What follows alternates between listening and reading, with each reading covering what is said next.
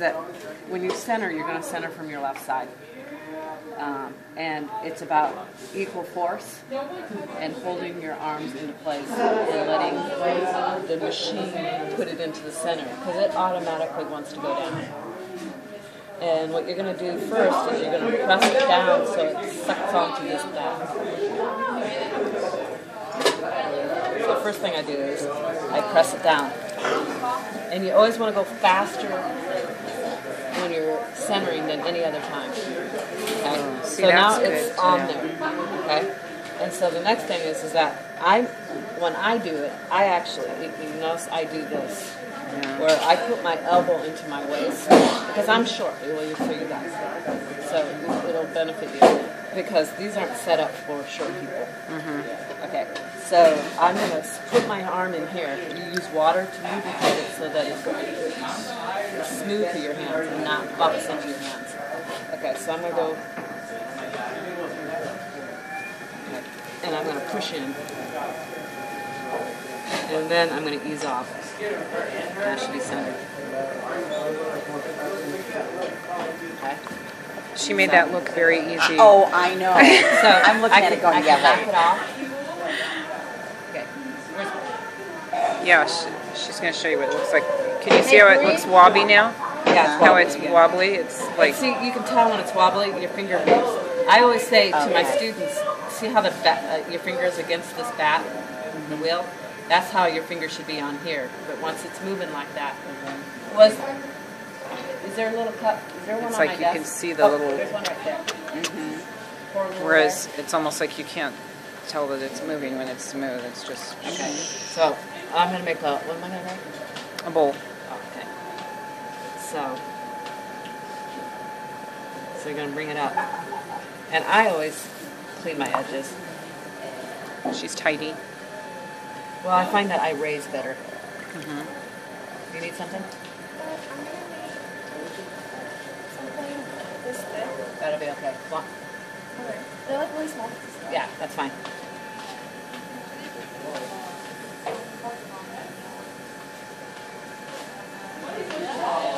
For some reason it's going off.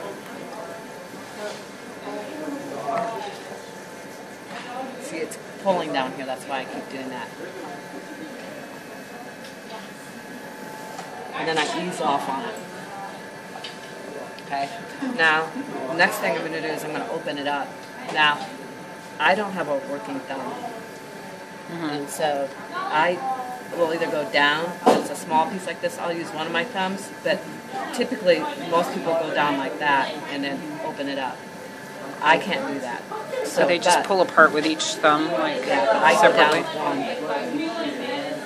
And when I hit about there, I ease up, and typically, if I can't go any further with my thumb, unless I'm doing a long cylinder, I hit the floor. I mean, I want to have about a half-inch floor level. You can watch if you want. And so I check it by sticking my pin tool in here, and I just slide my finger down, and that's about where I want it. So she's just... So now I'm going to spread my floor. It's like a dipstick. Oh, I can see here. Is that mine? Probably. Oh. Okay. So the next thing is that typically a lot of people can do that, but I don't. I can do that, but I do this. I just grab this and I pull towards me. Now, like when you make the little hole with the pin tool, do you like make a conscious effort to close that up, or does it? Do you know what I'm saying? Like you made a hole. Do you worry about do you put pressure to close up that hole? I don't close that hole up.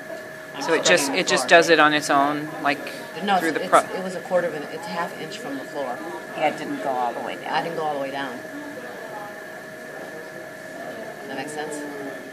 When I did this... But I mean, with this, you didn't go... it'll close up. But that's when fine. When I this was what I was talking about, was this. When I compress the floor, yeah, it does it. So you didn't have to you didn't specifically try to close the hole you made with that. It just does it automatically. That's what I was wondering. Automatically. But, I mean... See, I always want my rim to always be flush, so I always make that. always bring it down. So I want my rim to be as thick as all my walls. Okay, so I've spread it out. I probably want a little more. And I'm going to go up around the okay. I kind of curved it out. So the next thing is I'm going to clean my floor up. And could you get me a smaller one?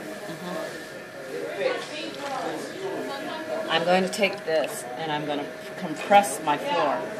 And I'm going to go back and forth. See, that's when see that? I'm going back and forth. And you notice I'm not following. I'm letting the machine do all the work. Right. So I'm going to compress this back and forth a couple times. Because what I'm going to do is, when you spread it, it wants to pull apart.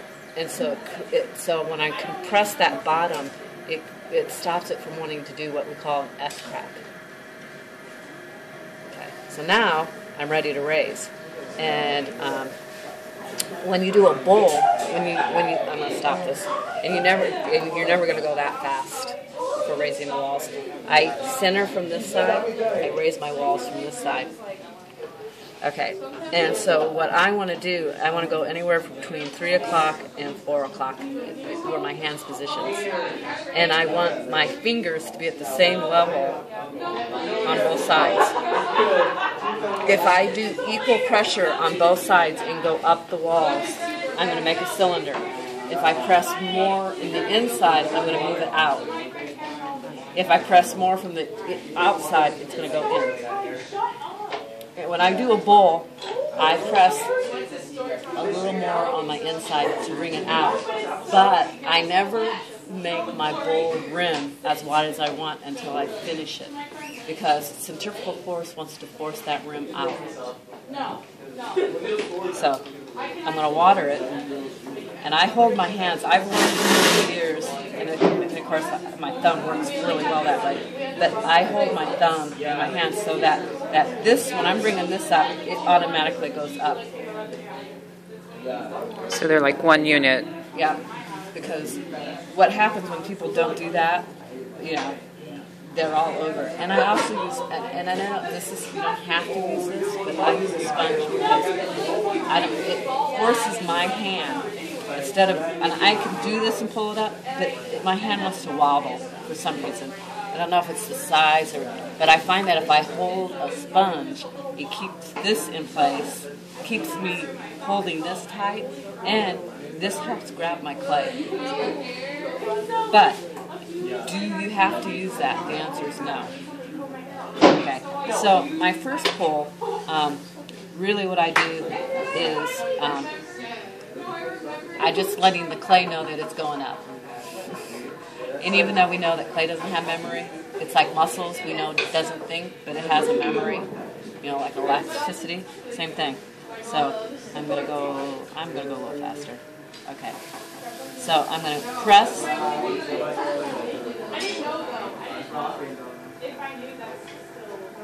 All the way up. You see how I'm not, and then I press this down. I'm grabbing this.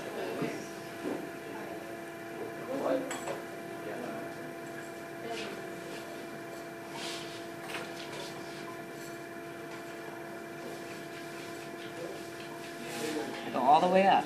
Now, most people will always press longer on the rim, so they start getting thinner rims. Easy thing to fix. Just see how I'm always pressing this down? I want my rim to be as thick as my walls, and that's about where my wall thickness is right now. And I'm going to pull it one more time. For me, I've learned, I had instructors that always say you should pull 3 times and then make your shape. Refine your shape. And I have found that works because if you do it more than 3 and 4, do I do it with larger pieces? I have to because I just don't have the physical strength. But if I keep working it and working, if I did this 6 times the size, it would collapse on me. Right. So I'm grabbing my clay.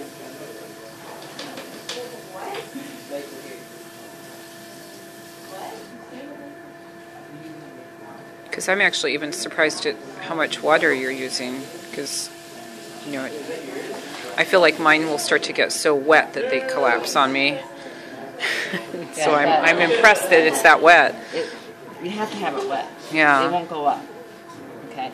So now I'm pretty much as thin as I'm probably going to get with this. I'm going to refine it. Okay. So these are like, I love these. Yeah, I've just started using those, and I like them what too. I also do before I start shaping it is I could probably, if I wanted to, I could work this and make it thicker, but I don't. So what I do is I just kind of take it and I just wet it and I just go down. And then I make like what I call a little moat or river. And then I take my pen tool until I see it all the way around. Stop it. Oops. And I can take it all the way out. So now I have that. That's really elegant. So now... Because I've tried to do that thing, but not nearly as elegant. I try to carve it all off with a stick. Yeah. Okay, so now I'm going to take this and I'm going to start shaping this.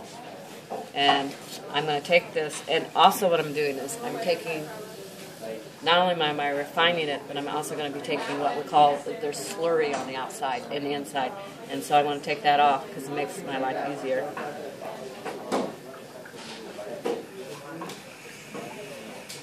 Are you using the flat sides on both of them? No, hold on. I'm using the round. The round on the inside and flat on the outside. I guess it would be hard to do the flat on the inside. Looks good.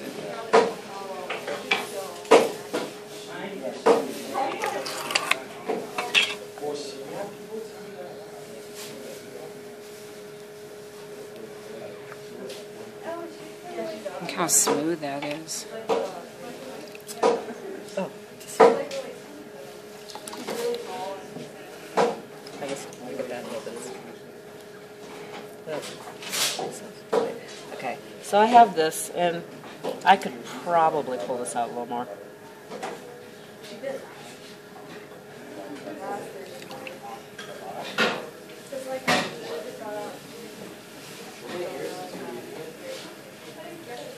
I just want that a little bit more rounded.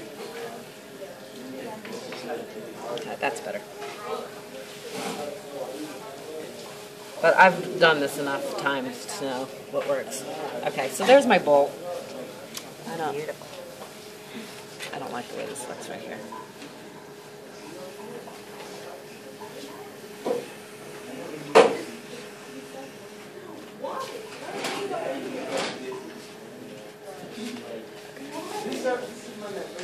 That's slick.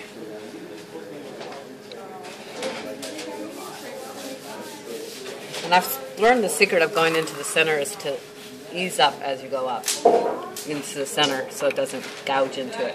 Okay, so I've got this. I've got to deal with my rim. And you can leave it around. You could, like add a little decorative feature. You can do whatever you want. But I always put a flange on mine. And that's why I kept this a little bit thicker. And the reason why I put a flange on my pieces, one, it's like kind of my signature thing I do. Yeah. But I also do it because if you microwave, I like, I don't like picking up a bowl from the rim that way. I like to pick it up from the sides where you have, so and I think that's just from my, being a housewife. This is what I keep trying to do, your little so flange. When I'm doing a flange, I wet my I just keep wetting my finger to where I'm going to bend it until it's wet there. Okay? So you're just putting like a little lubrication so that it'll go. So now I'm going to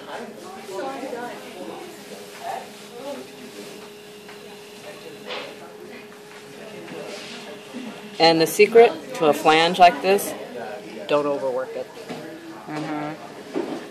And then see, basically just had your finger right in that little spot where it bent, and then you just put pressure on it. Wow. It's so easy. I'm going to round my rim off. And there you go. Voila.